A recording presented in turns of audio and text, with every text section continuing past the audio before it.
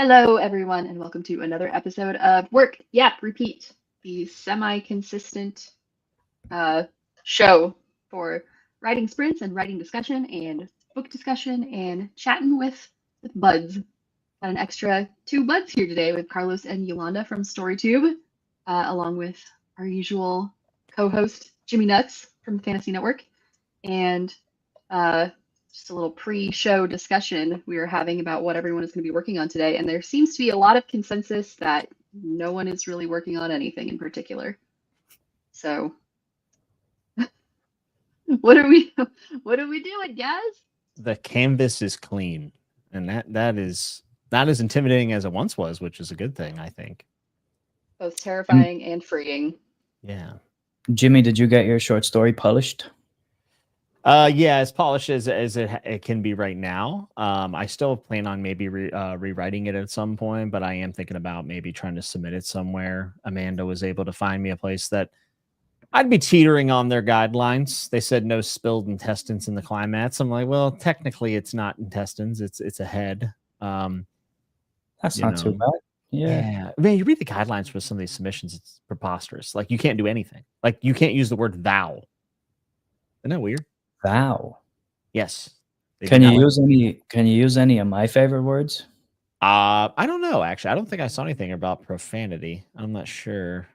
Interesting. I don't think so. I saw They definitely no talking cats or swords, unfortunately, because I know those are. And it's a science shit. fiction fantasy magazine, to be clear. This isn't like the Atlantic. Like, it's.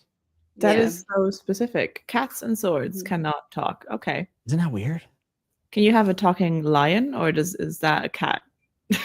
It's a good question. Something I'd like It to has know. to be you can have a talking dog and a talking dagger, but not a cat or a sword.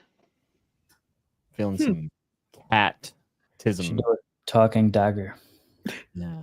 I need someone to write a story like specifically geared toward these submission guidelines where it's like just skirting the line on every single point that they have that they don't want. Someone's Heavy done that, right? Mhm. Amanda, are you working on book 2, I assume? Book 3, even? No, I'm working on my. How do you do that? What are you working on?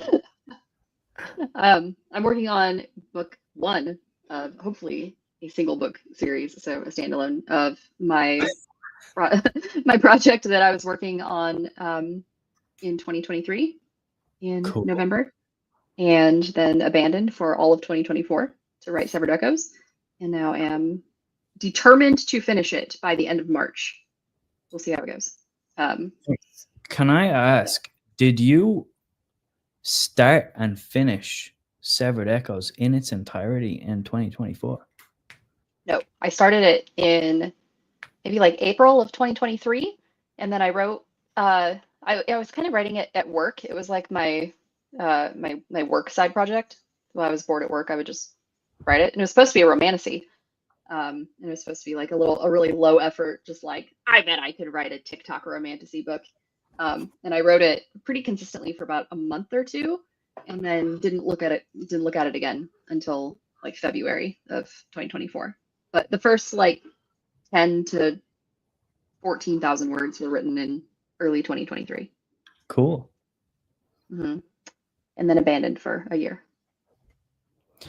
As is the general writing process, yes. Well,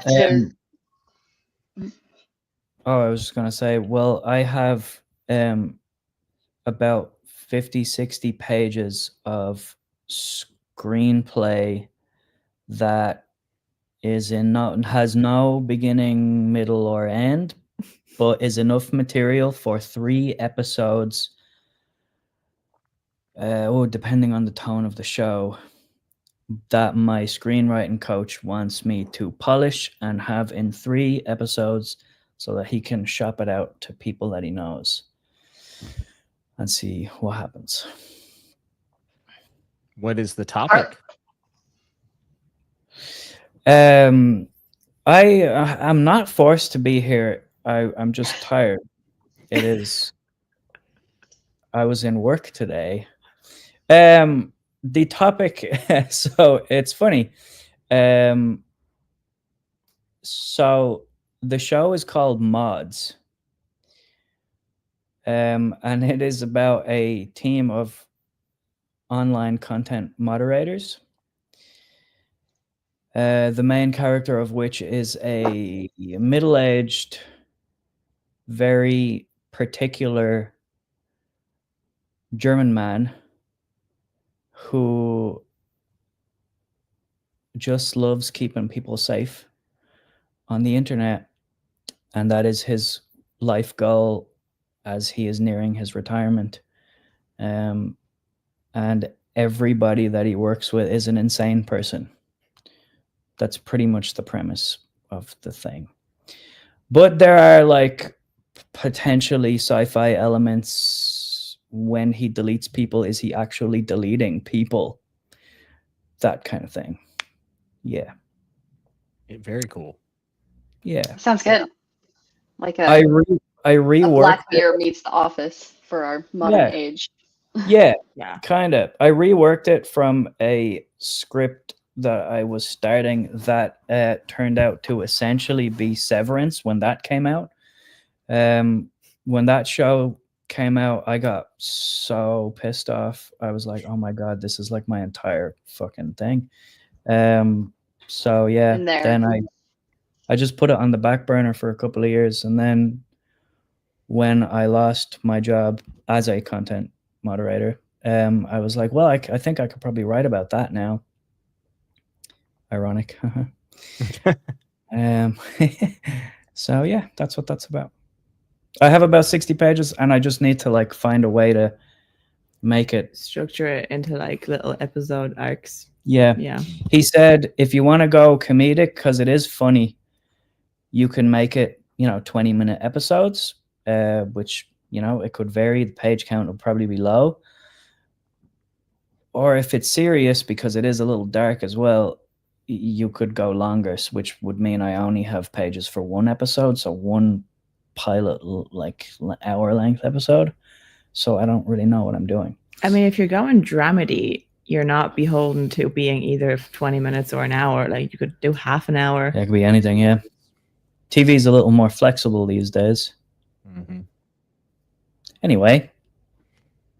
Carlo's going to go to the grave saying he wrote Severance first. Exactly. That's me right now with turns out the novel that I've been working on since 2016, the one I'm writing now, is just the 5th season. So that's awesome. Shit. Even better because I'm finally reading the 5th season and I don't like it. So write a better one.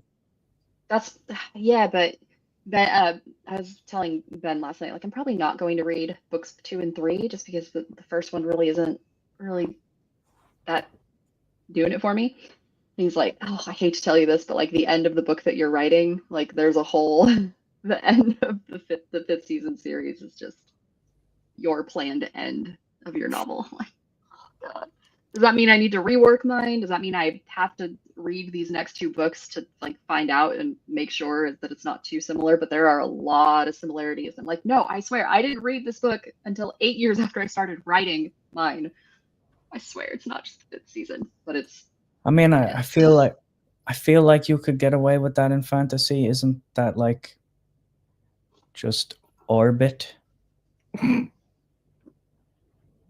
Orbit is like the same story with names changed. Yeah. You could just, change the setting a little bit, change a few names, add a little, I don't know, add some spice. Does N.K. Jemisin have spice? I don't remember Just actually. Rewrite the 5th season with just smut in it. I'd read it. Could be a banger. Never know. It's the smutty season. It could be. Yeah. All right, Jimmy, what are you working on? Or what are you going to work on? I don't know. Either gonna write about my times as a diesel clerk at a truck stop, and semi fictional manner, or I might just try to write like a prologue to a fantasy or something like that from third person. I really like writing in first person though, so I don't know. Not too sure. Are you still This will be a good is the plan exercise still because to I'm not super motivated to write. So it'd be good to see how I produce whenever I'm not super motivated, you know? Like I don't have a class anymore. So discipline over motivation? mhm. Are you thinking short story or something longer, or just see what happens? Definitely short story for sure. Yeah. Like no more than probably like 20,000 words if I can get by. I really liked I really liked the second scene in the short story that you did, Yeah. to the point where that entire story works as that scene. Yeah, it was great.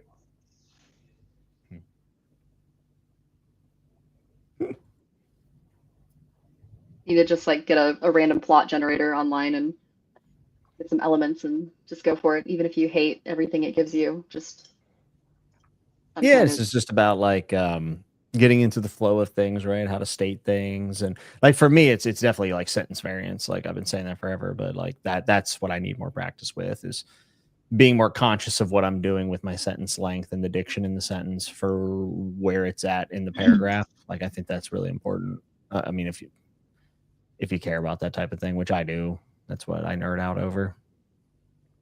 you should write some poetry for practice. I used to write poetry in high school. It got published a few times. Nice. High school stuff, though. You know, high school collection of poems. Blah, blah, blah, blah, blah. I don't know. I find poetry to be frustrating sometimes. That's why it's I good haven't- practice. Yeah, I haven't read poetry in a long time. Maybe I should mix that in just to get the juices flowing. That'd be kind of cool. I had to write Yeah. a sonnet last night for this book, which it didn't really occur to me. I have a character who's like a poet king is like his kind of title. And I kind of just skated on through 70,000 words of this manuscript without ever writing a poem. And I'm like, oh, I kind of need to fix that, don't I? This guy's whole job is like write poems about your land because there's nothing else to do. 'Cause there's like 8 people in this kingdom. And he's just like writing. So I had him write some real bad poems because no one like trained him how to write anything. He's just like real basic rhyming, nothing. And basically poetry is going to solve his whole problem right now, but like good poetry. And so he finds like an old scroll from a poet king of a previous era, and it's just this like really detailed sonnet into like the scientific way that this part of the world works. And he's like, oh, that's what I'm supposed to have been doing. So I'd actually had to write a decent like structured sonnet for it, which kept me up until like 1 a.m. last night. Nice. So I'm going to be probably editing that for the first sprint that we do, getting that into the chapter. Very cool. Yeah, and still working in. I don't know if Yolanda and Carlos. I know Yolanda was probably asleep for the last one that we were talking about. Yep. But yeah, I don't know if Carlos was there, but I gotta work in these seahorses into this story. I didn't know. I would have remembered something like that. Okay, you might have been asleep by then, but yeah, I'm trying to shoehorn seahorses into this story, but it's hard because these people have never seen a horse. So how do you like describe a seahorse to the reader without saying seahorse? Whoa. fun fantasy world building things. That sounds like I already want to read that book based only on that. Yeah. Poetry and Seahorses, aka the 5th season. What is this book? Yeah, I gotta read that. The problem I find sometimes, like when I go back to write like general prose, because in screenwriting you inject, it's basically the same as playwriting. You have your stage directions and then you have dialogue, and everything's got to be hot in dialogue, and then everything in the stage directions is functional, but it's, you know, with your personality, and it's like the skeleton essentially. You got to leave enough room for other people to add their visual approach. So when I go back to try to write some prose, I find that it's a little too minimalist in the visual aspect and the scene setting. And I sometimes forget if people move from one place to another just to like say that. And or I might describe a feeling or something and just hope that people know what they're looking at. You know what I mean? Mhm. Because the whole thing about like, especially the like our screenwriting coach Barry is very much about like use things that you would say in your own voice to describe a atmosphere or a mood or like someone's personality or what the scene might feel like, that isn't over directing, so that you're not taking a director's job and you're also not taking a cinematographer's job and you're also not taking the costume designer's job, you know, that's kind of stuff. So like Like instead of trying to think of an describing, example. Yeah, I was just thinking as I was going to say that, like instead of saying, oh, she was wearing black and red flannel and a lot of makeup and like whatever, you say she looked like she just went to a My Chemical Romance concert. yeah, And then everybody fills in yeah, what and, that means. and everybody gets it, and then you're not doing everybody else's job that would be working on that movie or that show or that play, whatever it is. And then all of the writing is almost in just the dialogue. So like dialogue is the thing I have most practice in, but dialogue is also the thing that I like the most in everything.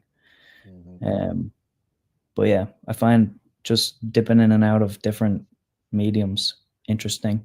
Like writing isn't the same in prose, in even within prose, in novels, in short stories, and that kind of thing. It's interesting. Mhm.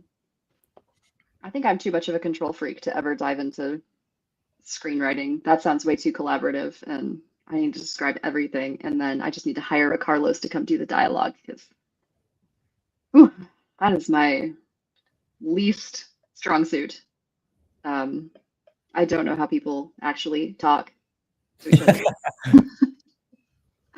Yeah, it's difficult to get because I really can't stand unnatural dialogue. And if two people in a story are talking about the story, I don't like that. And I'm like, because people in that story would not do that. They would talk around it. And often they would say anything but the thing you would want them to say. Right. Like, Unless you're reading like Japanese literature, in which case they just are blunt and yes. direct. Yeah. Yeah. Yeah. Yeah. So Which yeah, is, even weird culturally too. And then even like, yeah, you don't want your dialogue to sound unnatural, like you said, but also you don't want it to sound too natural because like actual Mhm. dialogue is so full of just like half words and filler words Yeah. and grunting and this, and so it's like It's a fine distilled balance. speaking. Yeah. yeah. Mhm. Yeah. What would people Yeah. sound like if they spoke in full sentences most of the time? Yeah, That is it would a be very weird. interesting point, Yolanda. Thank you for bringing that to my attention. Yeah. If I had to limit myself to saying like or oh that's awesome once every 42 pages, I would mostly just not be speaking ever. Yeah. Yeah. Oh, my books would be so clean cut, wouldn't they?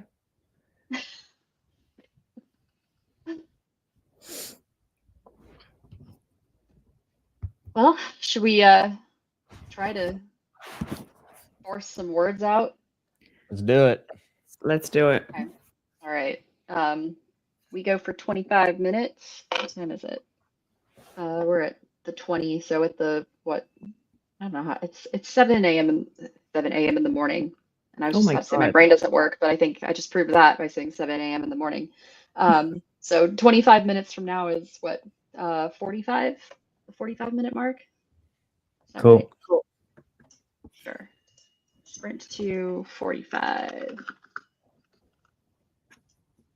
And I will check back with you all in 25 minutes and see how we went. Good Cool. luck. Good luck. You're just in time, Black and Blue Collar Reader.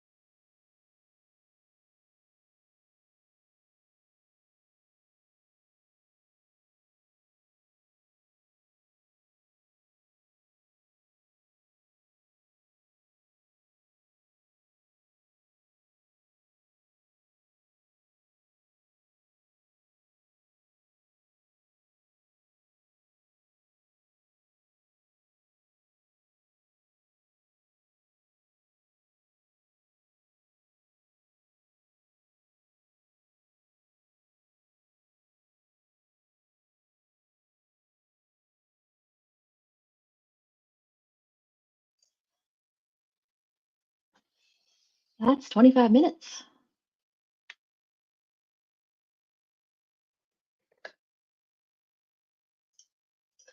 Had to turn off the old John Denver. Had the old John Denver going. Yeah. Nice. I got stuck on this sentence and I was going nuts trying to figure it out. All right. Tell me if this sentence makes sense. Okay. Let me. Her smile held a sense of relief that could have been as large as the wave I was feeling as she nodded her head, the red BFS hat bobbing up and down. I think that's dog shit, right? The red what? Say that again. It's a bit convoluted. Yeah. Say it again. Yeah. I'm trying to make it fit. Well, I know it. I won't. I guess I don't need to read it again because I know it just doesn't work. I think I'm trying to fit in too much here. It's the only part I didn't really like of what I wrote. I actually liked everything else. Try to make it 2 sentences. Yeah. Well, I'll work on it next sprint. I'll figure it out. Not good. No? How many did you get? How many words? 341. That's good. It's a decent scene. I like it. Nice. Did you go with like a fantasy Gas introduction station. type thing? Oh, Gas nice. Okay. station. Yeah. Basically wrote my when I went in to get a job at the truck stop in my hometown. And yeah. Cool. Would Storytoob get up to? You were typing away. What'd you write? I typed and I deleted and I typed and I deleted and I typed and I deleted. So I have now edited this paragraph to death and I have 132 words about Applebee's. Okay. Like the restaurant? Yes. She grew up in Jersey.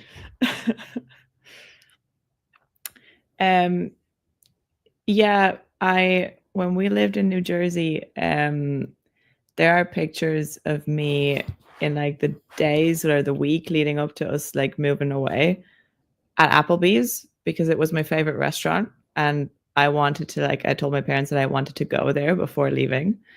So I don't know what made me think of Applebee's, but I just wrote about a little girl who asks her mother to go to Applebee's before they leave, but it's the day that they're leaving. And the mother's like, our flight is leaving at 12. And she doesn't understand that means they can't go. Wow, That's all I read. That is heartbreaking. That feels like did- the start of a hot girl story. It might be. Yeah. Her Yeah. whole life just wanting to get back to Applebee's and then And then she goes, and it's just very disappointing. Finding out that everything is actually microwaved. Did you write like a page or a paragraph? Oh, 132 pages. pages. Nice. Words. Nice. Yeah. Yeah. Nice. Well, word count doesn't really mean a lot in screenwriting, but I wrote an opening shot that I think would be a good way to start the pilot episode. And then a little bit of dialogue. And then it's going to start bird's eye view of a group of kids and there's like a bullying situation going on. I cannot read you any of the dialogue because we will be shut down. And we sort of move from the bird's eye into it, right into the mixer. And then the scene's going to play out a little bit. And then we're going to move back up to bird's eye. And then the camera's going to go all fuzzy. It's going to do this weird shit. So you kind of come out of a TV screen, but it's not a TV. You're out of a screen. Do you know what I'm trying to say? I think so. So you're sort of leaving that situation in the real world and exiting it a bit like Truman Show or something. And you come out and you're basically coming out of the screen, and that situation is then playing on a screen. Oh, fun. And then that is going to be a live stream video that our main character is currently moderating. Okay, that's cool. Yeah, that's cool. And then, so the bully is saying some awful slurs and stuff. Our main character clicks delete. We see, I just sort of describe him going through the motions of like, choosing hate speech, harass, whatever, and then clicking through the options. And then we land on delete, click. And then on the screen, the bully disappears. So that's what I got. Cool. Right now. I like it. That feels like the intro to a pretty cool show. It's pretty cool. Yeah. Nice. I got no new words. I just edited a bunch of last night's words, working on this stupid poem. Trying to count syllables. Like, I swear these lines were all 10 syllables when I wrote them last night. Why is this one 9? And like, if I make it 10, it doesn't work anymore, but it has to be 10. You wrote yourself into a pickle having a character that can write poetry, because then if you struggle with the poetry, or is this character supposed to be like not great at poetry? So this character is not good at poetry, but he finds a poem that's good, and that's what makes him realize he's bad. Because like, he's like this little baby king of this country that does nothing. He's just like yeah, here's your crown, here's your castle, go on, you're a poet king. How about that? And he's like, okay. And like, nothing's happening in this world, and then everything happens, like the crazy stuff happens, and he's trying to figure out what he's supposed to do as the ruler of this nation, but everyone that can advise him is gone. But he's like looking through old records right now, and he's like, oh, the Poet King is a thing, and they had a purpose, and nobody told me that. Like, I just thought it was just like, some bullshit job to keep me out of the way and keep me distracted and like busy because there's nothing else to do. One of those like, yeah, you is important type tasks. That's what he thought he had. But like, because record keeping is so poor and spotty, and he finds out that like, oh yeah, there's a long lineage of poet kings, and they did have a purpose, and so he just found one, and he's like, oh well, shit, I've been doing this wrong. So yeah, the poem that he found is the one that I'm working on, and it's supposed to be good as opposed to his like stupid little cool shit ones. But yeah, it would be cool if his poem was good. But I don't think it is, so that's a problem. I feel like nobody really knows what a good poem is. We just sort of know what a bad one is. Mm-hmm. Like, what is I feel like good it's poem? as long as the vibe is there, and I think it's doing what it needs to do. Like, the problem that they're all trying to solve is like they're a coastal country, and they're always getting smashed by waves, but they just cannot figure out the pattern of these waves because they're all made by a god that lives in the ocean, and he just like, his exhalations are like the waves and the tide patterns, and they don't know, like, they can't predict them, and without being able to like predict when things are going to happen, they can't like barrier themselves against flooding, they can't like plant crops over here because then like, oh, the tsunami that we just never knew was coming. So there's just a lot of unknowns with the wave patterns, and so just these people and scientists and priests have been trying to figure out and like kind of map out the tide patterns for so long, but because there's like nobody in this country, nobody can agree with each other, and nobody lives very long, they just haven't been able to do it, and so they kind of just gave up and were like, yeah, whatever, the god works in mysterious ways. Waves come when the waves come. Yeah.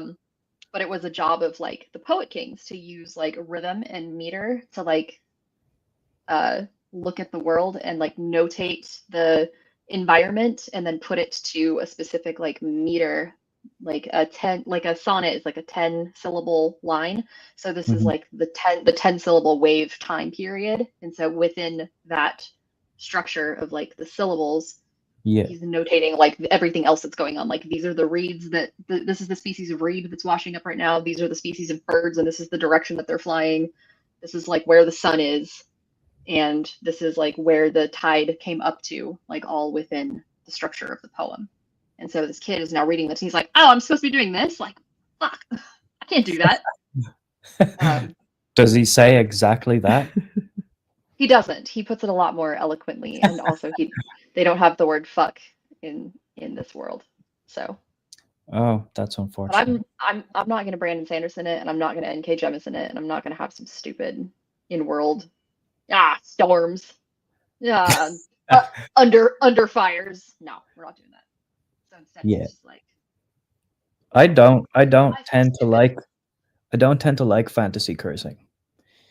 It's rarely good. I like it in Malazan. Yeah, I like George's. Like I just think Seven Hells is a fantastic curse. Mm-hmm. But I think it's a difference between whether it makes sense in world. Yeah. Because it makes sense that a world with 7 gods would say something like 7 hells, as opposed to just a made up random word. Yeah. Mm-hmm. Yeah. Thunderstorm. What? Storms. This is what bad words do they have in this world? This is a constant issue that I run into writing secondary world fantasy. Because I don't want it to. I'm like, I'd rather not have any than have ones that a reader is like, oh, that's stupid. So I think right now I just don't have any really. There's like I feel like oh gods, but that's so just simple, and they don't have anything specific yet. Not yet. That's editing Amanda's problem. Can we ask you to read the poem, or do you not want to reveal this right now? I can. I was just reworking it. Let me just fix this one thing. Because it kind of doesn't really make sense without all the context around it, because a lot of the inside of this is like context from previous chapters of things that he knows about, and like gods' names and things. But yeah, if you want to just like hear the poem. Also, quick question, because I want to use this word, but I don't think it fits like syllable wise. Fulligan, is that how you say like the black thing from like Book of the New Sun, like a Fulligan cloak? Is it Fulligan? I think I so. don't know what that is. So would it work if I say like Fulgin, like FUL''GIN, like cut it to 2 syllables? Because it's just like a really dark black. I need a color, and I need it to like be not just onyx or something, but it's like obsidian. It's too many syllables. I need 2 syllables. You need a 2-syllable word for black? Yes, but I want it to be like a really specific. Pitch black could be fine, but we're trying to be like vibe here, like poet vibes. Inky. So ink is already in the sentence. I'm just gonna put pitch black as a placeholder here, so you can hear the poem. This is like the first time I've ever read a poem on the internet. That's crazy. With ink from season's shore spit, pitch black reed. With quill from white gull, leeward flying high. I capture every beat you deign a seed, in meter 10, below half crab toward sky.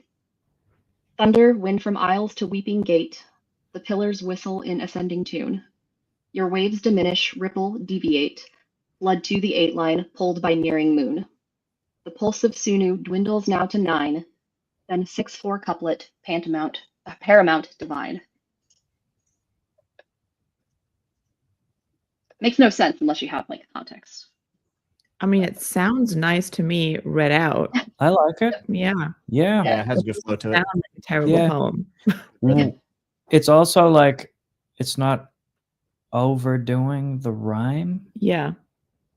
Yeah, because this rhyme structure, it's like A, B, A, B, C, D, Yeah. C, D, and then a rhyming couplet. Yeah.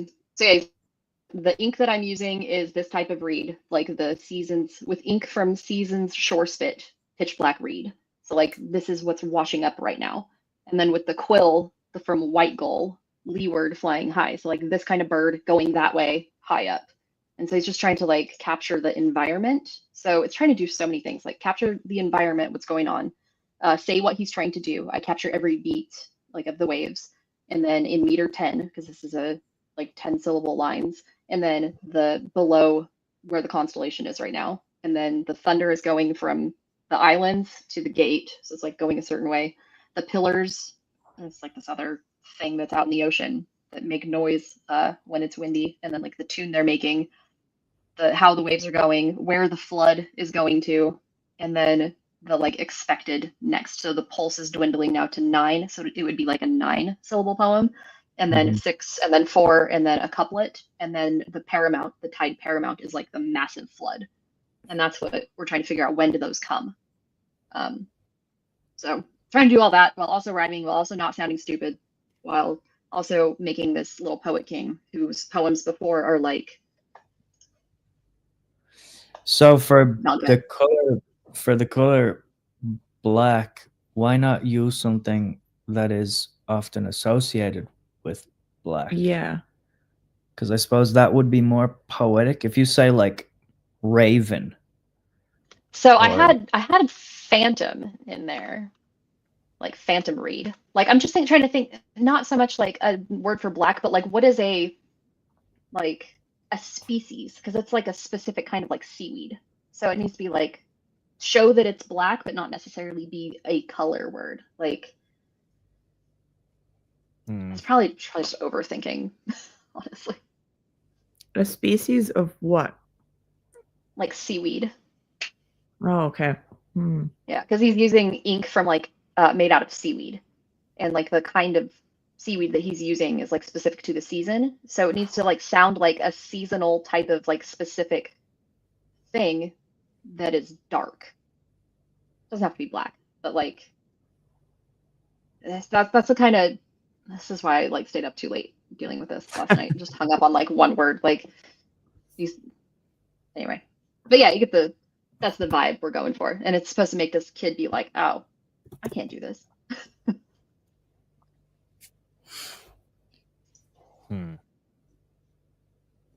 I'm always impressed with your brain. Thanks. I'm like, So here, thorough. let's write a sonnet about all of these things, and then get hung up for 2 hours on the word black. Have you ever heard of fucus vesiculus? That just rolls off the tongue. It does. And the other thing is you don't want the reader to have to like work too hard to figure out what it is you're trying to say. I'm not trying to Gene Wolfe and like make somebody have to like use a dictionary to understand. Like just the gist is fine. Like something dark that could be like a word for some seaweed. Ishan has some good suggestions in the chat. Charcoal and midnight. Those are good, but they're not reedy. They're not giving seaweed. I needed to give seaweed. We need to give seaweed. We need to give seaweed. It's giving seaweed vibes. Giving seaweed. So like I'm thinking words like, what is like a word for like tarry is okay. Like tar and like kind of sticky and like slick and gross kind of. Like that's an okay one. Something like that. I don't know. It's got all gel together. This is why I don't write poetry anymore, because you just get stuck for days on one thing. And yeah.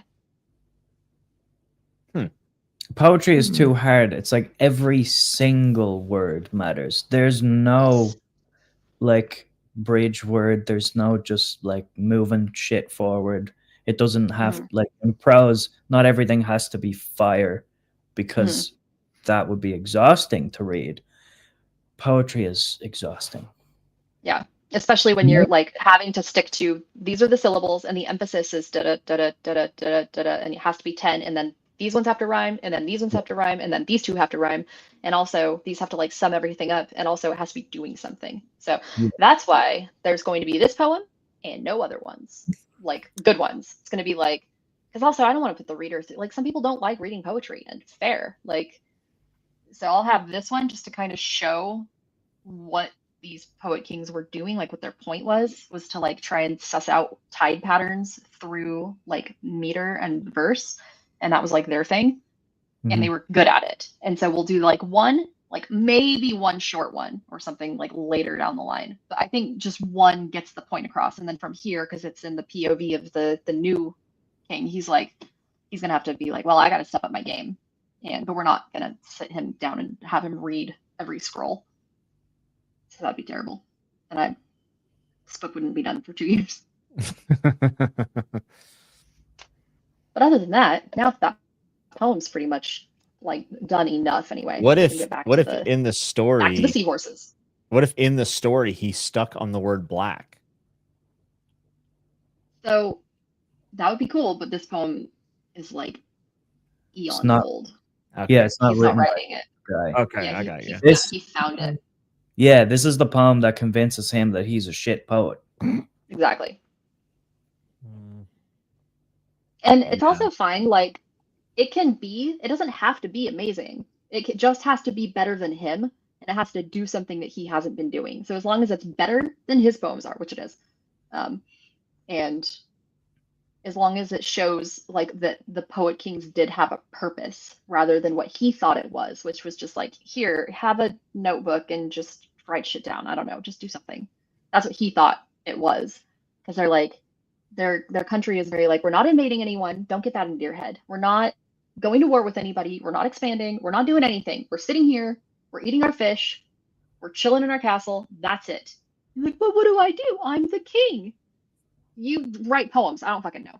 Like, get out of here. That's what he thought this was. And now he's like, there's a whole legacy of poet kings that were like, they had purpose. Damn it. So that's what this scene is supposed to get across. That's a very cool concept. Yeah. Thank you. It's going to be it's a weird book. Does I need 2 syllables. I don't think so. Well, and that's why this book's better. Yep. I think I described them as let me see. Does this give seahorse to you? Tiny fragile bones, little rib cages, the snouted creature with a coiled tail, and drawings of them floating upright in swarms. Yeah. I mean, it's also giving like lizard. Oh, it is, isn't it?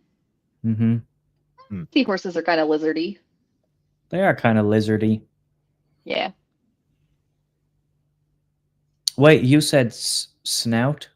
Oh, well, I suppose lizards would have a snout as well, wouldn't they? They are floating. So I was hoping, because he's like talking about eels and anemone. He was like finding all this stuff. He's in this like study type area.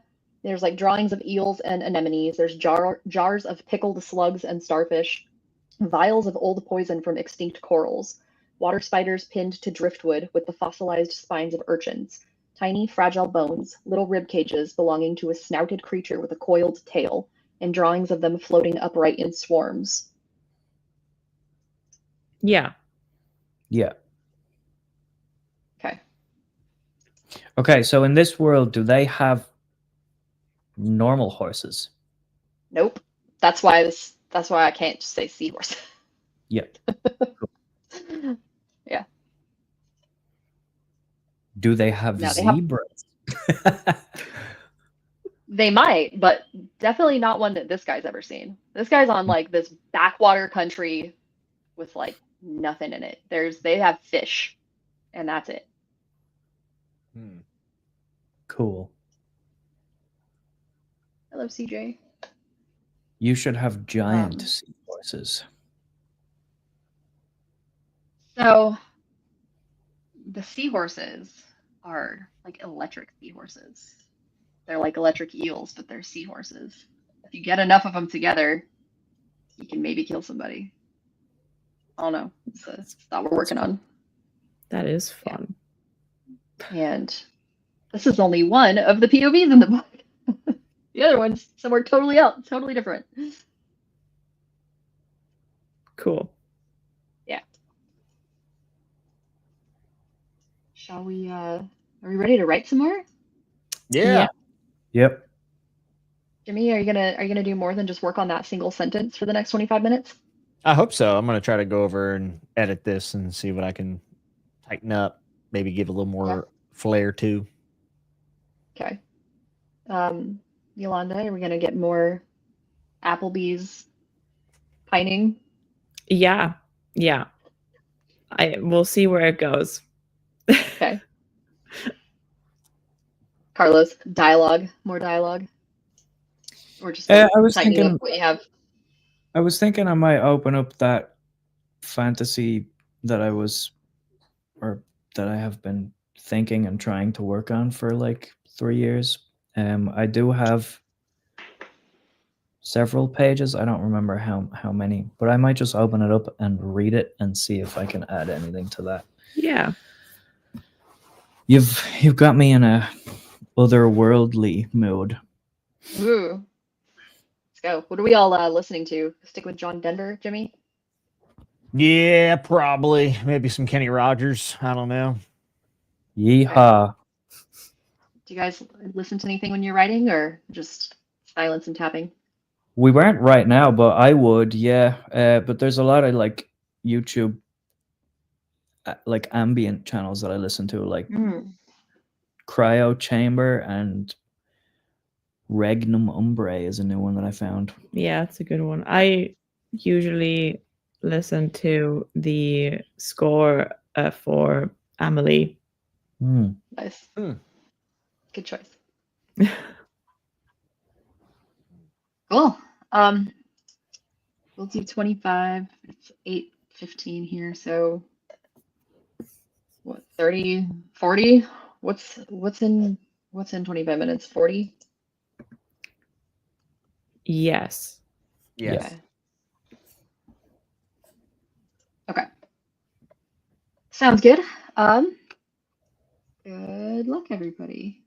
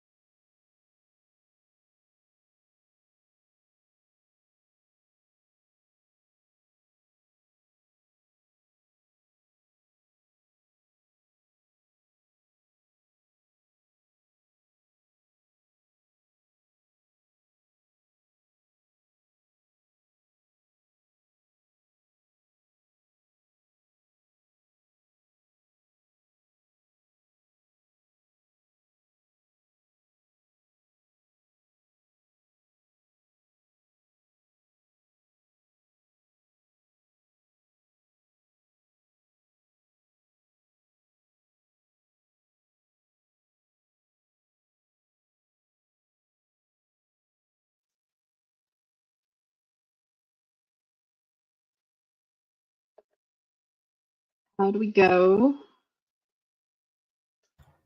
Howdy. Howdy. Oh, Well, howdy Yo. there. Hello. I think that was good. I rewrote my opening paragraph of the fantasy book that I started writing and discovered that I actually have like 16 pages. Dang. Okay. Nice. I totally forgot how much I actually wrote. Can I read this to you and tell me if it sounds good or if it is clunky or overdone or anything at all that would be shite? Let's hear it. Please do it.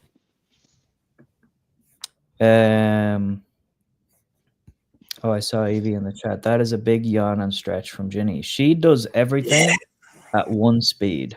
yeah, she does. Yeah. She's very cute back there. So, okay. Hold on a sec. Let me enlarge this. A swirling haze of soot and smoke trailed the procession as it ambled through the arches to the square of Riazor's keep. The incline of the cobbled entrance gave a heroic quality to the figurehead of this company, almost as if he or it were rising from the ashes. Distant screams could still be heard, but whether from the living or the dead, Luthia could not discern. As if from the depths of an ancient belly there came a long, shrill screech, or 3 bellies, she thought. They were unmistakable. The wailing of Las Megas would not cease, until the night was done. The omen never announced good tidings or fortune. It would be foolish to trust in hope now. Is any of that Seems pretty good to me. okay? Yeah, I think that's a great start. Banger opening line. I like it. Cool. Do you think that the incline of the cobbled entrance gave a heroic quality to the figurehead of this company as a stupid line? No, not really. No. Okay. I like it. That's pretty good. Right. Okay. I rewrote that like 4 times. It's good. I like it. Mm-hmm. So That's what I got. when you say like a heroic quality, like could you refine that a bit more? Like what is the quality of like heroism on display here? Sorry. That's a yeah.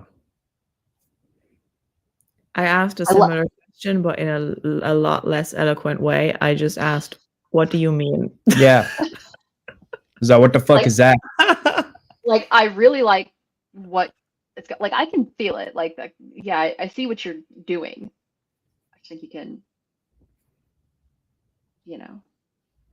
The person at the almost- head of this the person at the head of this company is not a hero. Mm. Okay. Spoilers, bro. Yeah. Damn.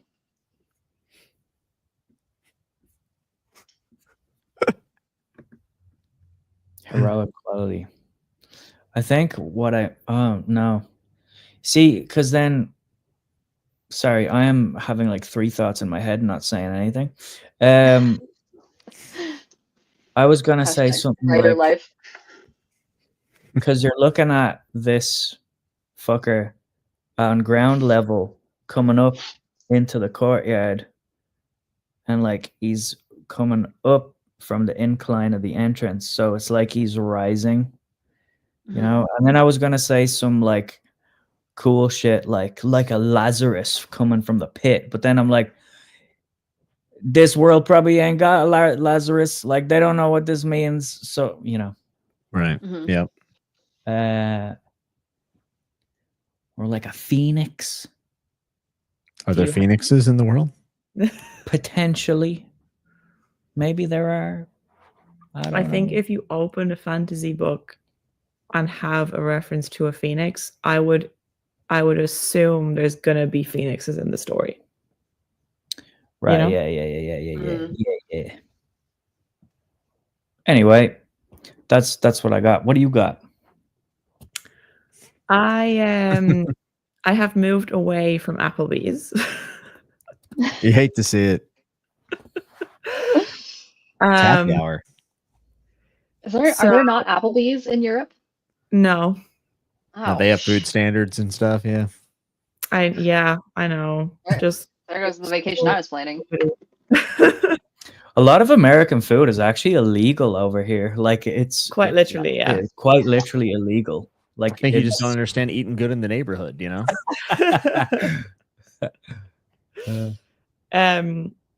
I did actually like go back to an Applebee's when I was in the US as an adult, and I was very disappointed. Should not have done that. But anyway, yeah, I did not write a lot because I was asking Carlos about the heroic qualities of the non-hero.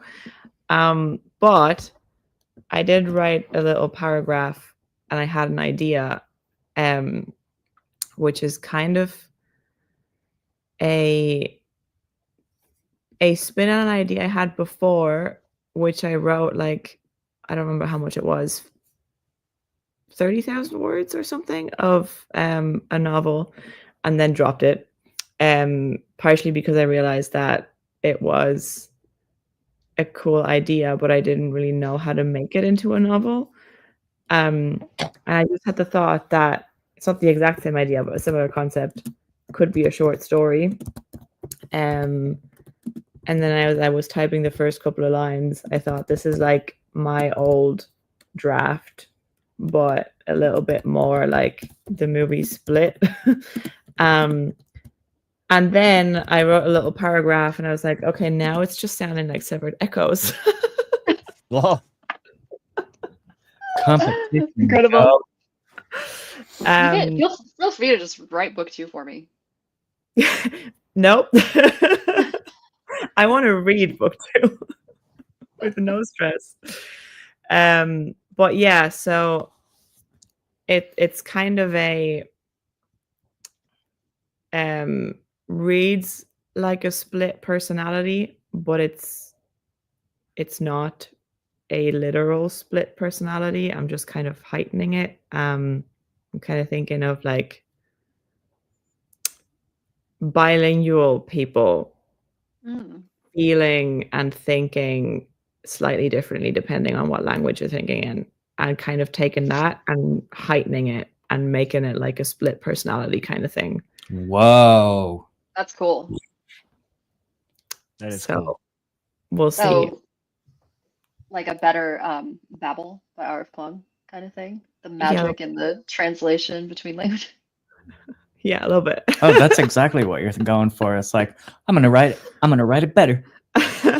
Babel, but everything is different. Yeah. So that's the idea. And like, I think I need to get back into the swing of writing and finishing things. So I need to aim for short stories that I can finish and edit and like not run out of steam.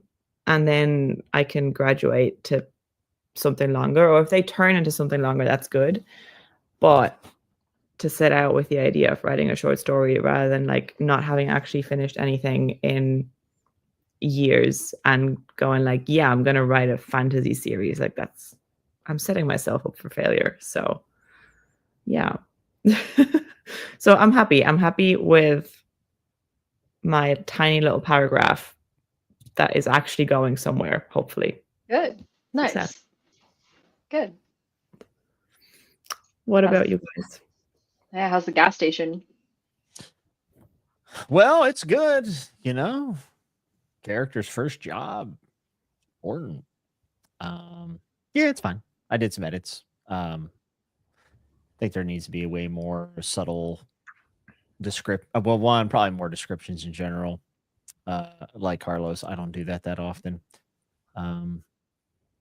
But I like it.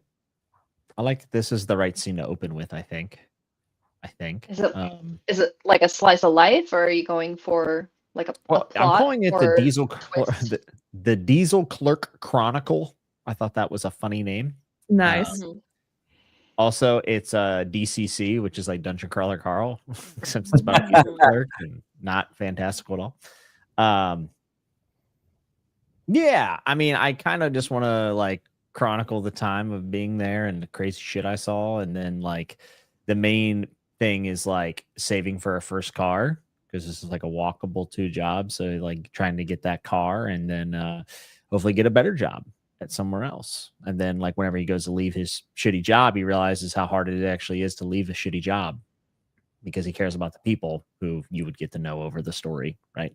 So you know, heroin, lot lizards, people dying, all things that I saw at when I worked at a truck stop. So thought it'd be interesting to write them.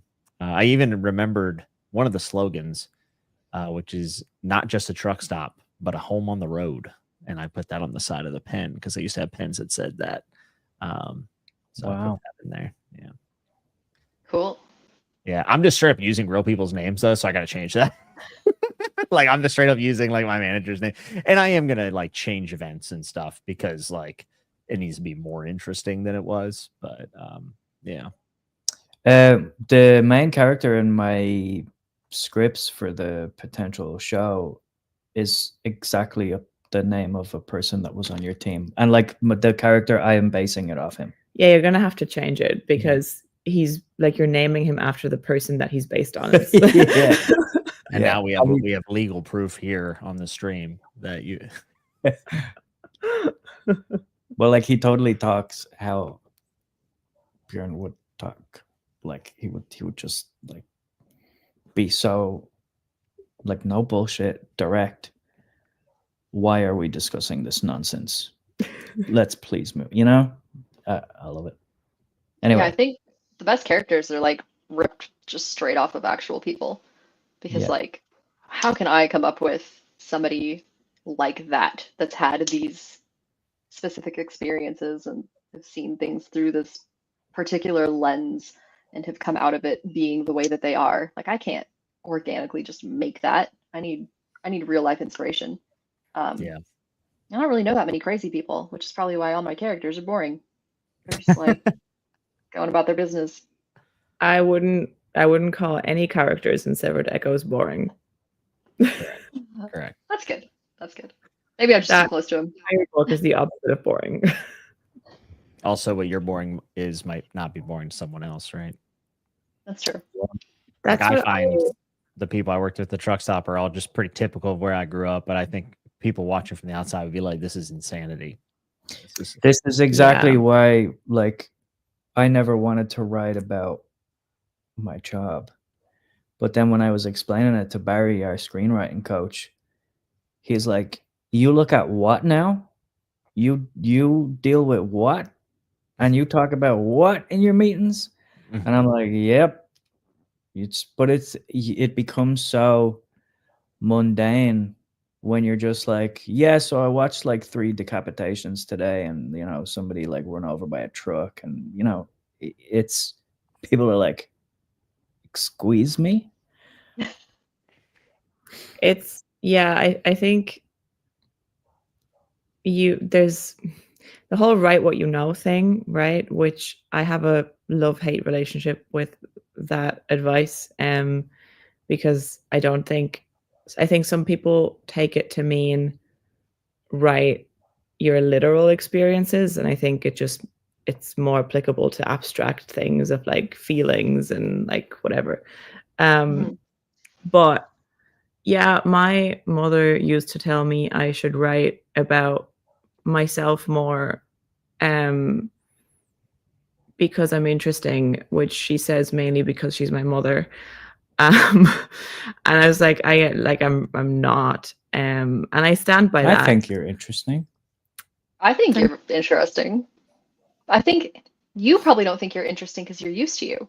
Same thing. Like if you watch 3 decapitations a day, you're like, oh yeah, decapitations. But if you've never seen one before, you're like, what? And I'm like, Yolanda speaks like 3 languages. She's lived in like, I don't even know how many countries. I don't even know how many countries.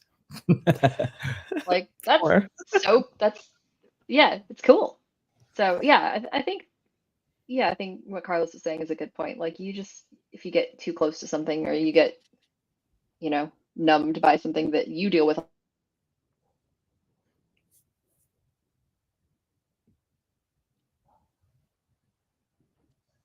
Did Fuck, Amanda just freeze? did we freeze?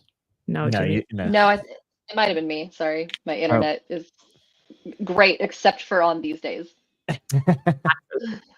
Ben dropped the Neo the other day too. Don't worry. Me and Ben were playing games together.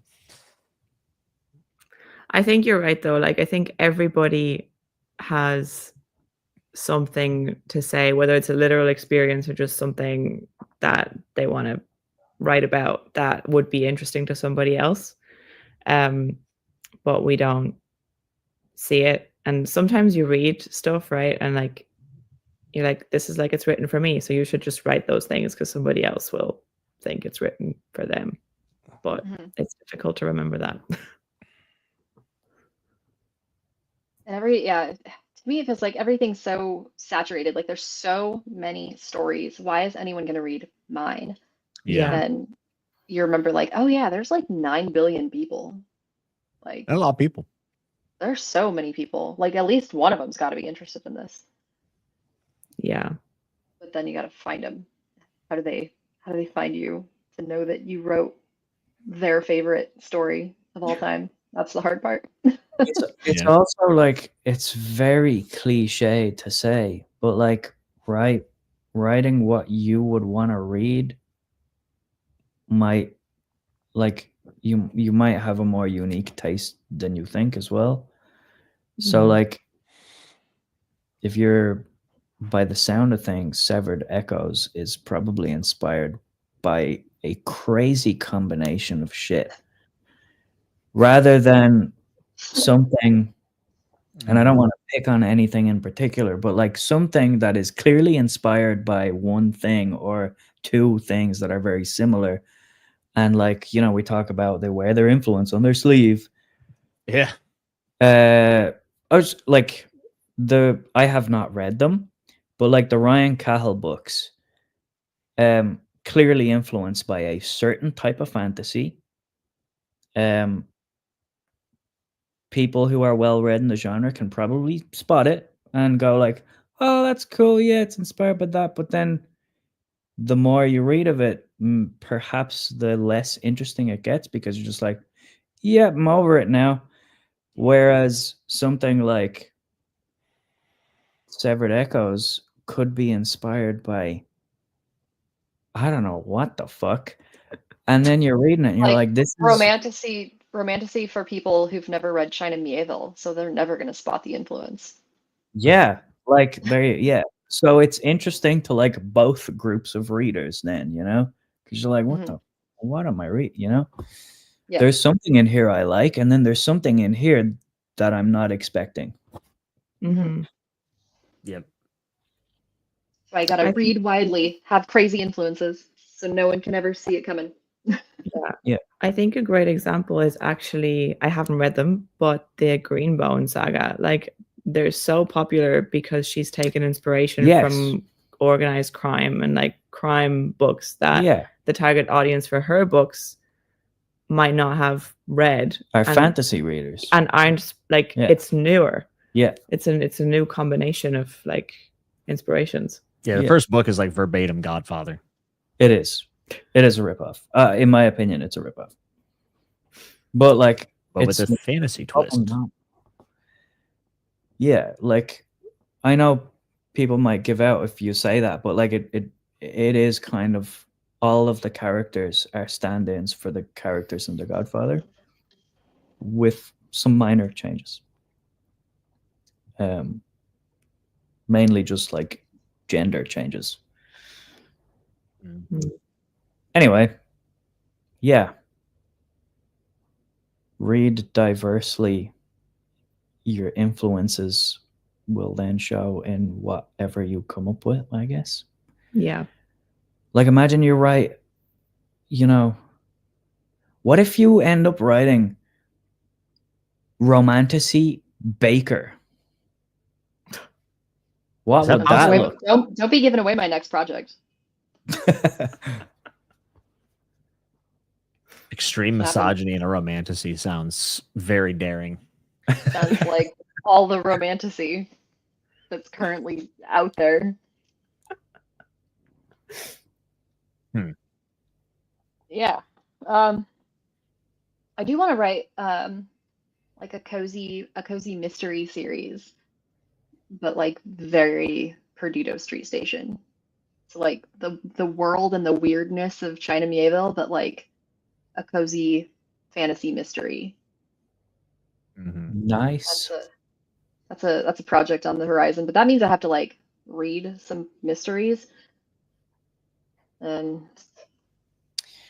Like what I intend to do with this fantasy, the scripts that I write are very different. I feel like I don't get too fantastical in screenplay. In screenplay, I feel like I'm influenced by just sort of playwrights and theater more so, and like Roddy Doyle, honestly. But then with the fantasy that I'm trying to write, it will be sort of a pushback on all of the Celtic fantasy that's out there, written by American people or English people, you know, where you've got bits of Celtic culture and mythology, you know, given a little bit of foundation to the world, but then people actually speak how Celtic culture people would speak. And I'm not just talking about the language, I'm talking about like sensibility and approaches to certain situations, you know? I can't give you an example. Like I mean, culture. Culture, yeah, it's just culture. Yeah. Oh yeah, Evie mentioned Shauna Lawless. Yeah, she is Irish, but I didn't really like her book. I thought her dialogue was incredibly stiff. The dialogue was just characters explaining the plot to each other, and that is like one of my biggest pet peeves. Where like these two people having a conversation know this information. Why are they saying it to each other? And then it's just they're feeding story in dialogue of like, do you remember when you gave me that thing 3 pages ago? Well, I just like shat on that thing and whatever. I also hate that. I refer to it as the like, say, brother, as you know, we share a father. That's dialogue. Yeah. Like yeah, exposition through dialogue is yeah. And then There was I wonder, but then I'm like, what is my dialogue doing? Because I try so hard not to do that that I get like afraid of any dialogue. And then when there is dialogue, I'm like, what is the purpose of this dialogue? Like, is it just to elevate the character to like have more of a character voice? But then I feel like character voice is one of my weakest suits.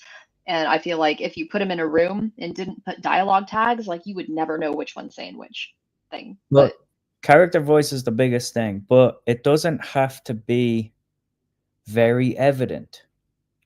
Your character voice can be very subtle. And I think like a very recent example is Percival Everett in Wounded has very, very subtle character voice, but you get so much about a character's demeanor and approach to a hard situation in how they talk. He doesn't describe like, oh, and then he looked sad or whatever. Whatever he says in the moment gives you a sense of how this person reacts to this situation that you're going to put him in. Like our screenwriting coach, Barry, his mantra is always be fucking with your protagonist. So basically, we need to know maybe what your protagonist wants or what pisses them off. And you need to be playing with that all the time. And what they say in reaction, response, whatever, when the pressure is dialed up, is the voice.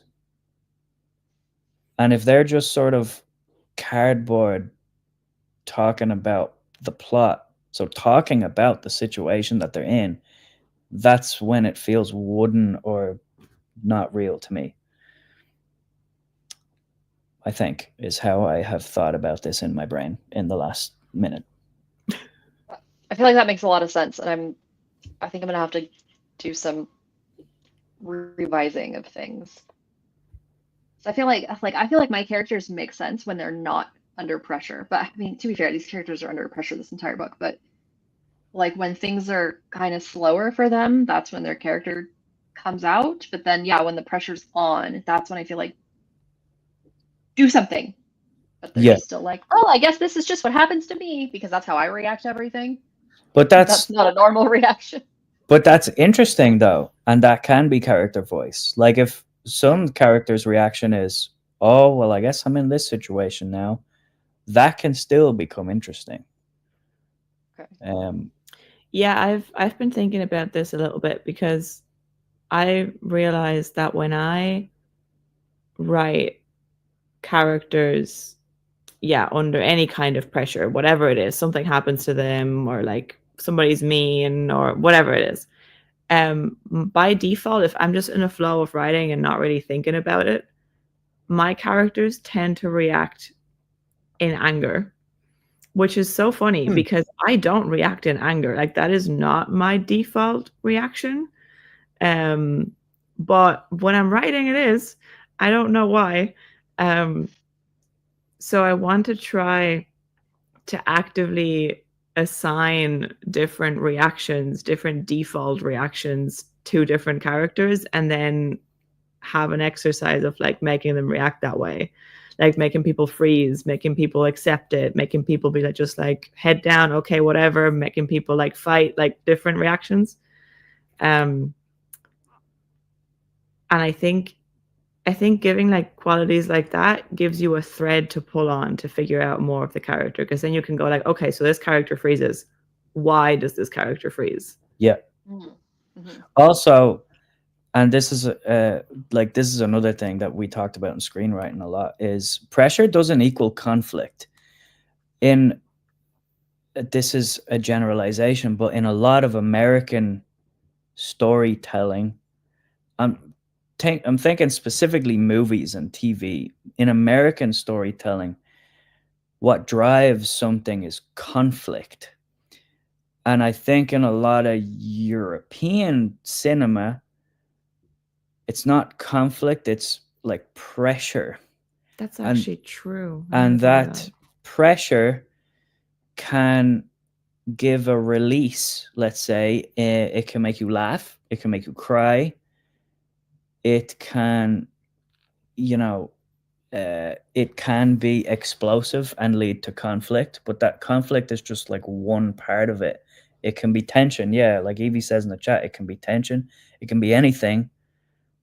Whereas I think the focus in American cinema is just conflict. Like shit's gonna blow up because that's all we know how to do. And in every sense, in the smallest sense and in the actual literal blowing things up. So like there are several moments in like Wounded by Percival Everett, it's the most recent example I have, where there's a really intense situation going on and it's very American, very Western, major conflict happening. And the main character's reaction to this is not to blow up and match it. It is a very reserved, well-spoken, like the character from Erasure, but he's in a high-pressure Western situation. It's just very cool, Mm-hmm. And that in itself is interesting because like the situation is then paradoxical. Mm-hmm. Like the thing that you expect, and this is probably true of a lot of thrillers, the reactions from the characters that you expect is combative or fear, and you know where it's going to go based on those reactions. That's what makes those stories predictable, Mhm. I think. But yeah, if you sort of try to think about whatever emotion you're eliciting with that pressure, whether it's somebody sort of clapping back at somebody, or it doesn't have to be physical pressure, it can be emotional pressure, and it doesn't have to be somebody blowing up. It can just be somebody making a joke, or yeah, I don't know. Oh yeah, Evie says it also mirrors the horse training of staying calm and redirecting to relieve that tension. Yeah, like it's it links into the metaphor of it as well, which is everything that we learned in screenwriting is like 3 elements to your story is paradox, pressure, and metaphor. And when you're cooking, it's all 3 of them together at all times. And sometimes you don't even know which one you're actually focused on, and then you realize, oh shit, this scene has some paradox, you know, or whatever. Well, I feel like I know nothing about how to write. Hey, same. But I already knew that.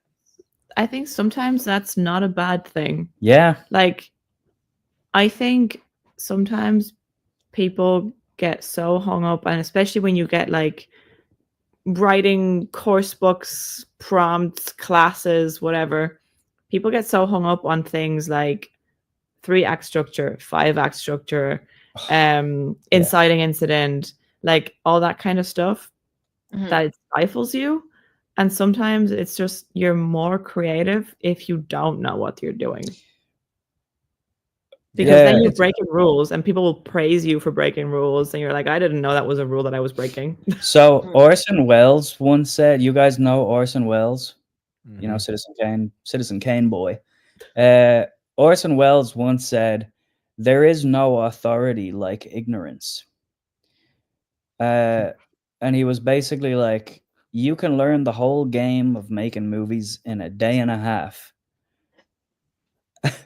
And like, it might actually be the best thing to not know a thing about it, because you don't know what can't be done or what should be done. You just do. And a lot of that shit might come out naturally then. Yeah.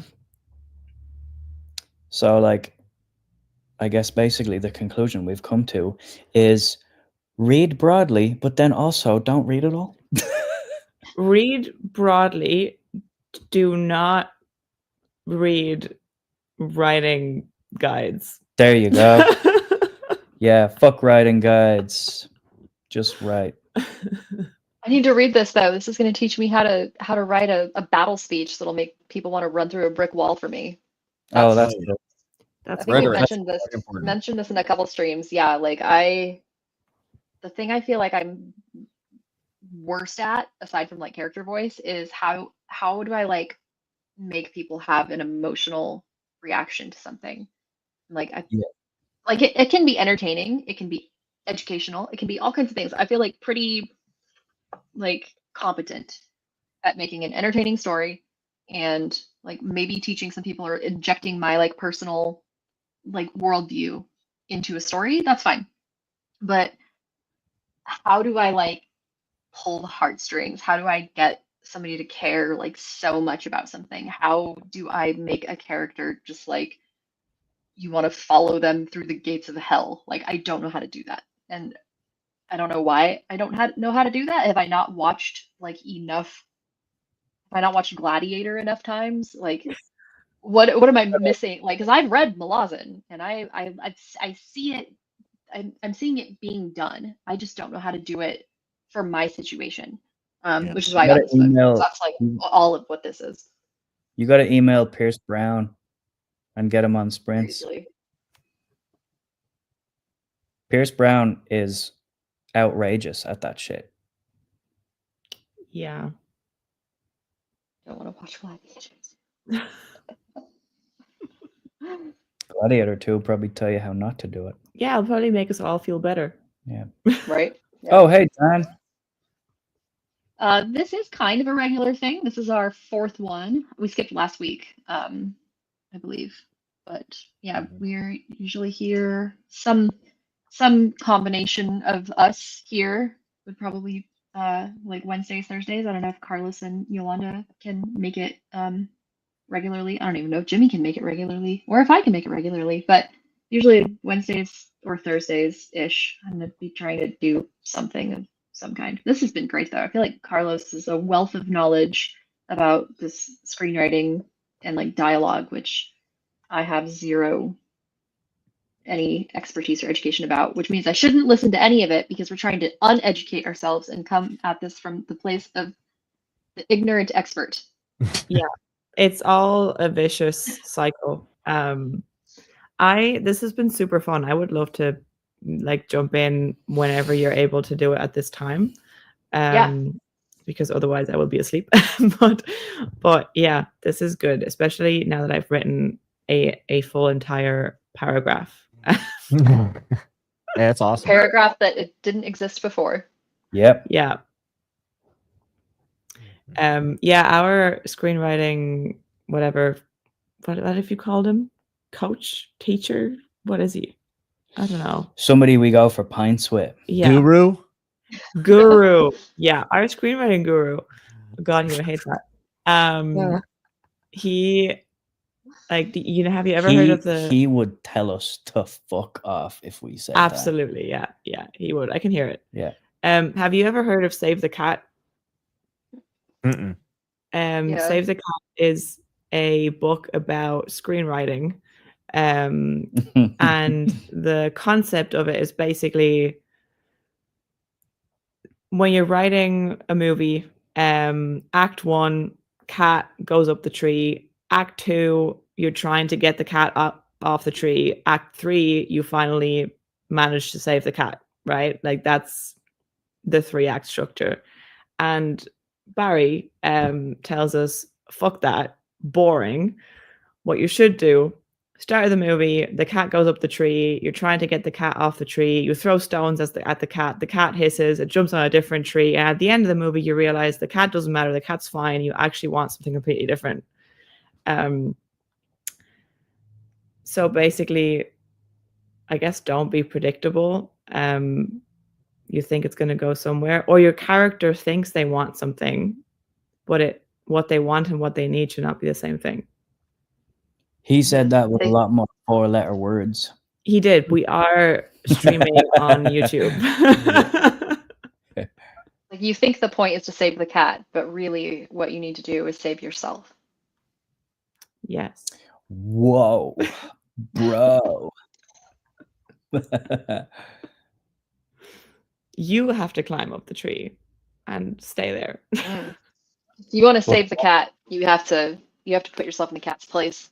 You have to go up the tree. It's like what is the tree? How do you define a tree? The cat. The cat. There was never any cat. You guys have one more sprint in you think? I know it's getting late for Yolanda. I have to go because we're gonna eat dinner. Oh, okay. I've been fair enough. trying to eat dinner earlier. Oh.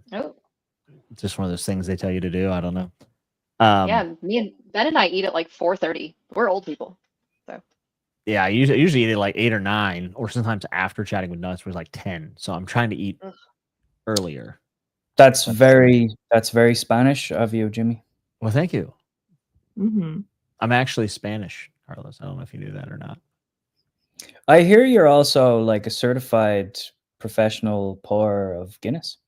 I am actually. Yeah, I have a certificate. Yeah. You do have a certificate. I've split some G's in my day. Yeah. It's very impressive. Very based. Very based of me. Thank you. Thank you. But feel free to sprint on if you guys want to. I just have to go so I can eat. I will be going to bed in that case, and I'm going to blame Jimmy. I will probably remain seated here on the sofa. So, like, if you do want to stream for another 20 minutes, I Yeah. will just be sitting here. Okay. Oh, yeah. Yeah, let's do it. Cool. See who the real dedicated people are around here, I It's guess. true. I am a Yeah. loser and a quitter. My dad used to tell me all the time. He was fucking right. I know. I know. Thanks for sprints. Have fun. Yeah. Maybe we'll see you next week. And yeah, thanks for joining us, Yolanda. And maybe we'll see you next week. I'm happy to start them at this time, if that works for everybody. So Yeah, if 7 a.m. works for you. it does. I'll It's good. say. It gets me out of bed. So nothing Great. else would. Cool. 4 a.m. is always cool. Yep. All right. Okay, cool. Well, we'll see you later, and we'll see you tomorrow for chatting with Nuts with Philip Chase, I believe. Yeah, me and the old graybeard. We'll see what he's up Yeah. to. See if he's Cool. writing any So- more of them books. For everybody watching, make sure and if you're not already subscribed to Jimmy's channel, so you can and hit that bell notification so you can get when he brings small YouTubers like Dr. Philip Chase onto the channel, get them some exposure. And we thank him for taking time out of his day to come to our much bigger channel. I need the recognition. Yeah, I'm doing charity work out here. Very important to me. Yeah. Have a Okay. great time, guys. Enjoy dinner. Bye. And Bye. good night, Yolanda. Night. I'll be there soon. I'll be snoring. Ginny's still just in the same spot. Very cute. Hello. Aw. Hello. What a sweetie. What, She looks governor? so judgmental. Jeez. Yeah, she has resting bitch face. I'm Yeah. I'm not saving that cat when she gets up a tree. Not sit. She would save herself. She doesn't need saving. I feel like you should just beta read this book I'm writing and guide me, oh guru. Oh, yeah, sweet. Tell me everything that's wrong with it. Make me cry. I feel like I have given you the impression that I know things, but I really don't. Like I feel like I've finished 3 things in my life of like 85. That's But I do have probably a good a better track record than a lot of people. Yeah, fair. I do have a good eye for dialogue, but like everything else, I don't know. Can't help you. We'll get there. I feel like the Um, only thing, like when Jimmy sent me his short story, the only thing was like, yo, I don't like the dialogue in the first scene because you're giving away everything. And this brother and sister wouldn't talk about this together. Maybe Mhm. story should start from the second scene if you just take out this completely, and then you're left with more of the feeling of it, and it's better. That was it. I just told them, hey, delete all that, and that's it. Yeah. I feel like I need to get rid of my first scene now, or my first chapter. It's like these people meeting for the first time, and they are kind of talking about what's happening, but I guess it's because they're just, I don't know, there's like some subtext, and I don't know anymore, man. That's Yeah, Amanda's problem. send it over, Okay. because this is the kind of thing that I can do when I'm bored in work too. Okay. I'm at 64,780 words on this project. Somehow. And I do believe I finished a chapter in this last sprint. Ooh, Bilbo? Nice. Where's Bilbo? He just perked up when I whistled. I didn't know that he was still there. Hello, There he is. Bilbo. He's so cute. He's also very upset. Cats look so mad all the time. Yep. Very cute. All right. I think I'm going to be starting a new chapter, Cool. which is always like the hardest part of writing for me. the new chapter opener. But do you tend alas. to start completely new scenes in new chapters and have it be sort of episodic, or do you have a definitive through line, like page turner quality type thing? Do you know what I'm trying to ask? Yeah, probably kind of like a mixture. They're definitely not like cliffhanger chapter enders, but like it is definitely like the end to a scene with a like what's but now what kind of thing. Yeah. Like it is contained, but there's always like something like that contained episode like changes things. So you want to see like what changed, like what now. So kind of both, if that makes sense, I guess. Yeah. But now I'm looking at my first chapter and I'm like, oh, do I need this? Like, I don't know. I think I need it, but I don't know. Got me questioning everything. I may send you whenever you send me that, I may send you some scenes from this Black Mirror Severance The Office knockoff. Hmm. Because I feel like I want to like twist the dial on this story into the weird territory, and Mm-hmm. you might help there. I do like weird. Are you You watching Severance? Are you watching the new season? Or are you all caught up? So we Or are you watched just so season mad one. that it's your story that you don't care anymore? No, because my story was about clones, not necessarily about like separating out your life, Hmm. the whole Hmm. work-life balance metaphor that I like. My one was they all go into the office and there's like really peppy people. Oh my God. Like, we are so delighted and blessed that you have joined our company. That, and they're clones. That was my whole Okay. thing. But it was all like macro data refinement, that kind of, yeah. Um, I had my characters doing some random, shit like that, Hmm. like macro data refinement, but it wasn't macro data refinement. Anyway, Hmm.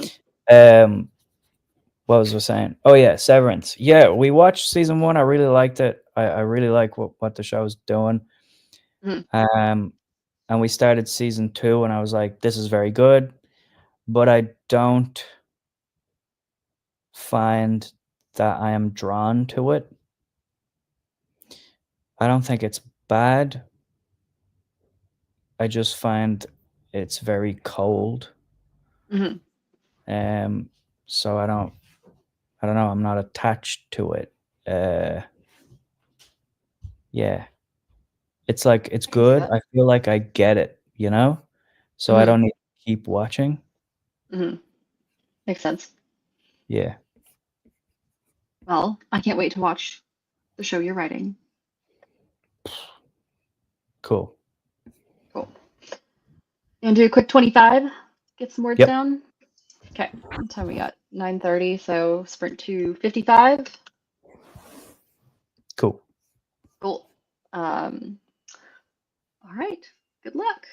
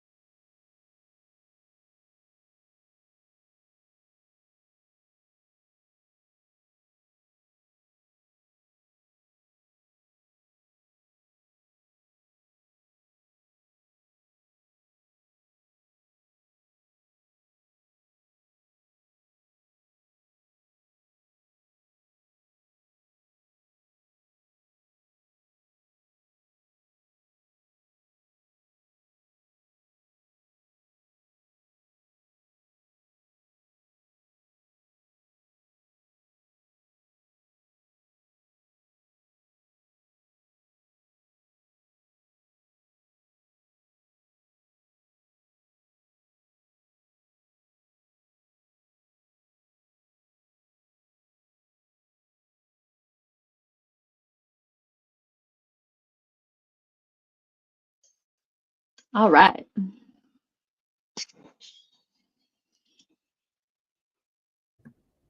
Hello. Hello. Ooh, I did pretty good. I got 360 words of this new chapter. I don't know if they're any good, but they're there. I managed to paste one of my other scenes onto this first shot page that I have. So I think now I have a first scene. Oh, Excellent. I think. Good. Um,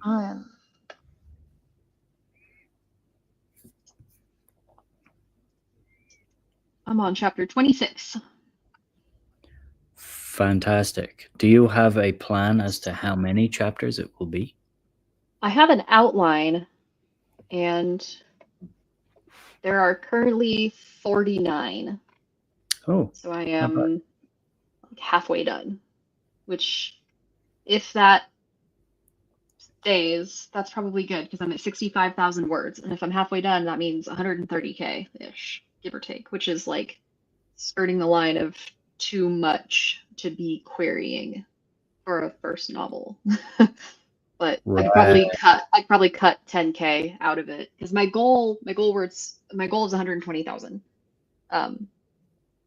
It's going to be hard because as I go, these chapters I feel like are only going to get longer. So I got to figure something out. But I think I should probably just write the thing and see what happens and then cut and adjust as I go. So is When the it's done. like querying for first novel, is the word count about like 120? Mm-hmm. Is that Yes. max or like? It's the high end of acceptable. I think they look for like 80 to 120. So Right. I'm gonna be having a tough time How many getting pages is that? around that. I think like 500-ish. See. 120,000 words is apparently 480 The specific pages, which genres. is not very much. Yeah. Like, how are these people getting published? Like, debut authors with these massive books. Who are they sending these to? Because from what I can see, they see that word, an agent will see that word count and be like, nah, who are you? Why should I read Yeah. 160,000 year words? Yeah, like aren't most like say like fantasy debuts, aren't most of them 500 pages minimum? Yeah, I thought so. I don't know who gave Kashiel's Dart the okay. That thing's massive, but I don't know if that was her debut or not, but I think it was. That thing's I'd like say 900 pages. those are modern standards now for publishing. True, which is unfortunate because I don't know how I can't see that where I'm at in the story right now. I'm more than halfway done. Because if I'm shooting for 120, I'm 5,000 words over the halfway point, and I just don't think that makes sense. Maybe I don't know. Maybe I'm misjudging it. So I just have to keep going and hope and try and keep a handle on things. So that's what I'm gonna do. I can't think about it too much because I just don't. I have a pretty good outline, but I just don't know how many words. I don't have an outline in that like this chapter is going to be X amount of words. I don't have it quite to that Does it knowledge. bother you then?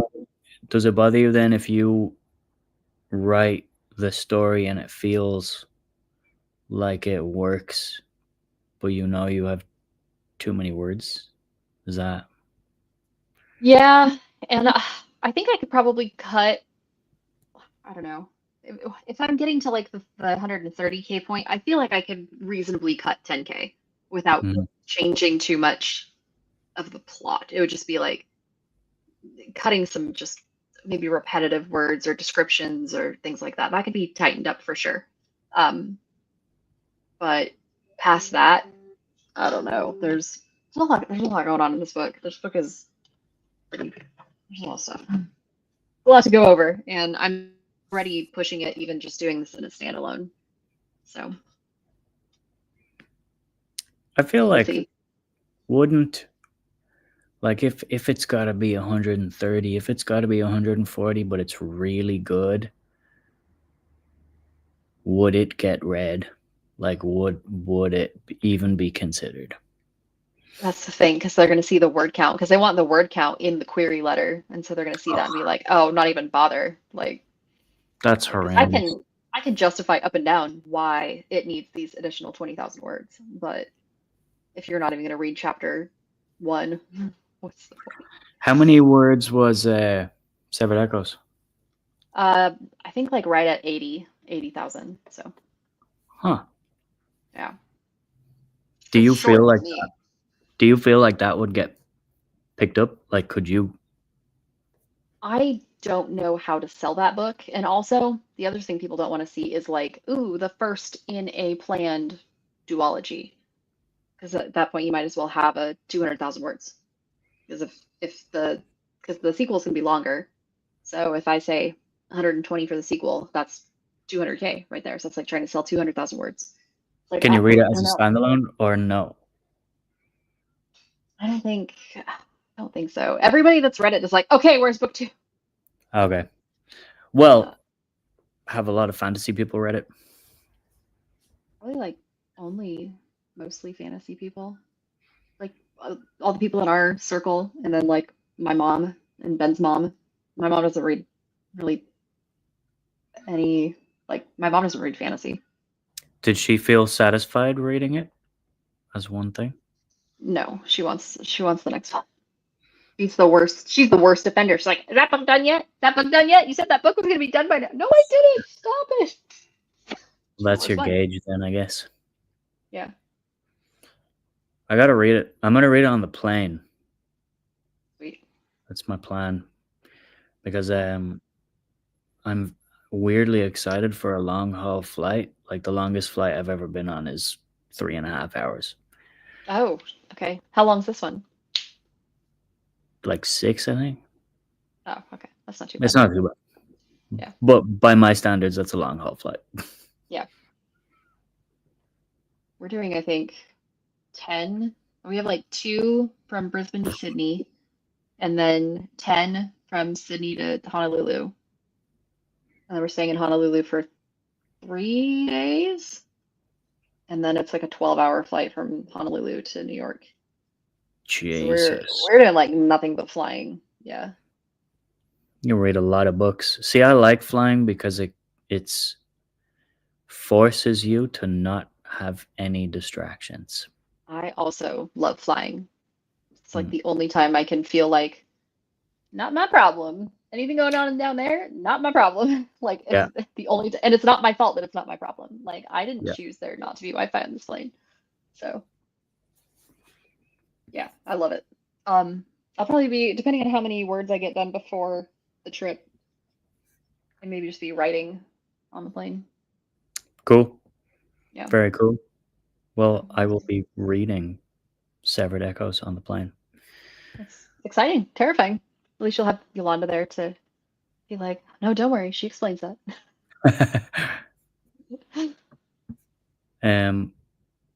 Right. I think I might send you some of these scenes. Ooh, yes, do it. You let me know if it can be weirded up or if things make sense visually, because obviously this is a visual thing. Right. I have like some scene transitions that I don't know if I explain visually well enough, but Okay. I might also tag on another thing to the anyway. I'll send it tomorrow. Okay. Sounds good. Because I'm gonna go to bed now. I'm gonna go get some food. I'm starving. Cool.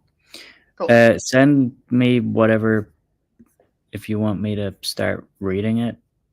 Okay. And cool. I'll Let me know look at it whenever. and see if I can make any updates to it now that I've had, because that early stuff was written almost 2 years ago at this point. So I'll take a look and see. Needs to polish up sweet. before any eyes get put on it. But then yeah, I'll send it over. And then, Cool. Yeah, maybe we do this next week or something. Yep. Let me know whenever you guys are going on again. Will do. And yeah, thanks for hanging out. Thanks everyone in chat. Anyone still here? Hope y'all were productive and entertained at least a little bit. Go subscribe Goodbye. to Storytoob if you're not. Goodbye, chat. Goodbye, Carlos. We'll see you later.